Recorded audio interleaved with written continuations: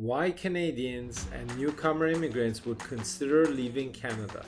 Hi, my name is Reza and I work with Ingwe immigration team here in Canada.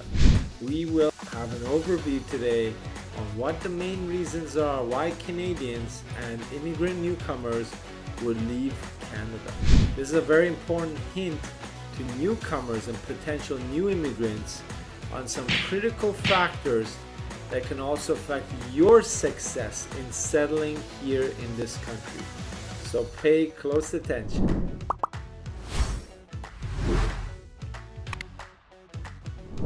What's the first factor? Well, it's cost of living. Overall, a family of four, cost of living per month can be $4,260. A single person, it can be up to $1,183, and that's without rent. Cost of living in Canada is on average more than 2% higher than the US. Although the rent in Canada is relatively lower than US just because of the major currency differences.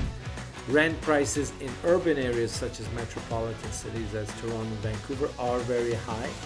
And if you look at places like New Brunswick in the Atlantic, like Fredericton and Toronto rents, there's a 105% difference. So what's the solution to this cost of living dilemma? Well, it's moving or migrating to an affordable region or province. If you don't have the budget for Vancouver, Toronto, be careful.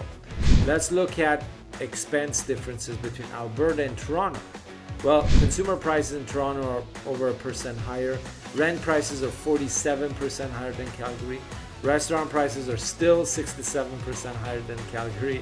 Grocery prices are also more expensive, and the local purchasing power is 15 or up to 15% less in Toronto than people who are living in Calgary. You have to be careful because if you don't have the budget, if you don't plan ahead, this can all cause trouble for you in your immigration and settlement process. The second most important factor for people to contemplate to leave Canada is the weather. And I can attest to that because I've lived in Toronto.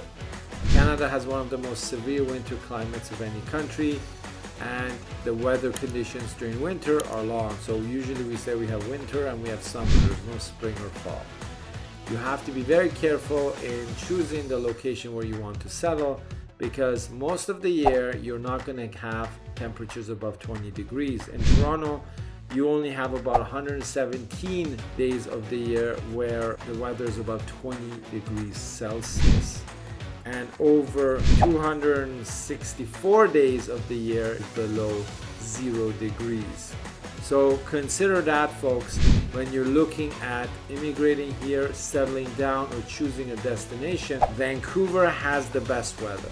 You will get less temperatures below zero and less freezing weather. So that is the only location I can recommend to you if you are worried about the weather, and the weather would affect your lifestyle and in terms of your determination to settle and stay in Canada. The third most important factor of why anyone, including Canadians, would contemplate leaving Canada would be finding a job. Some immigrants complain about how difficult it is to find a job in Canada. The key factors here are language. If you are unable to communicate properly in English or French, then this can affect your career opportunities in terms of settling here, supporting your family. It's one of the main reasons people cannot integrate or find a proper job here in Canada. What's the solution? Well, adapt your resume to the Canadian stats. Very important. Prepare for interviews.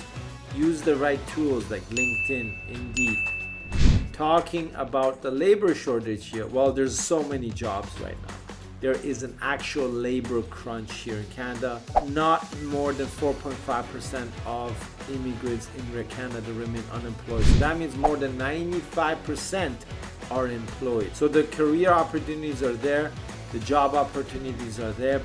And the fourth most important factor in our series about why people would leave Canada is loneliness and depression, being away from your family and or relatives.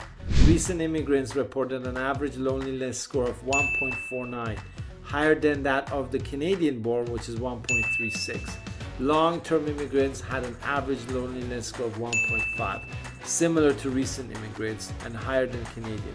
So you can attest to the fact that yes, being away from your family and relatives, immigrating to a new country can affect you, and these factors that I've discussed today all in all can affect your settlement chances. Please note that if you do have family and friends already in Canada, this is a huge bonus for you. But if you don't, well, the solution to it is look at the settlement websites for the Canadian government, look at your ethnic groups or your nationality.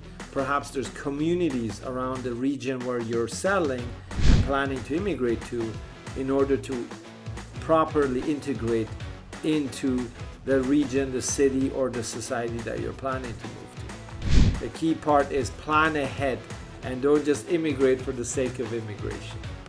Our team in Canada speaks over 8 languages, and we're licensed here to help applicants like yourself and your families with the immigration process.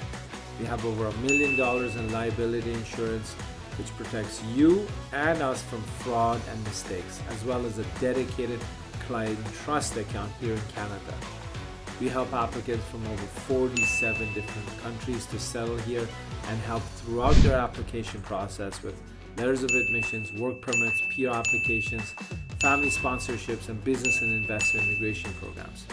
Click the link below this video and get a free assessment. And remember to follow us on LinkedIn, YouTube, Instagram, and Facebook to receive updates on the latest Canadian immigration policies, news, and program updates. Take care, everyone. We'll see you soon.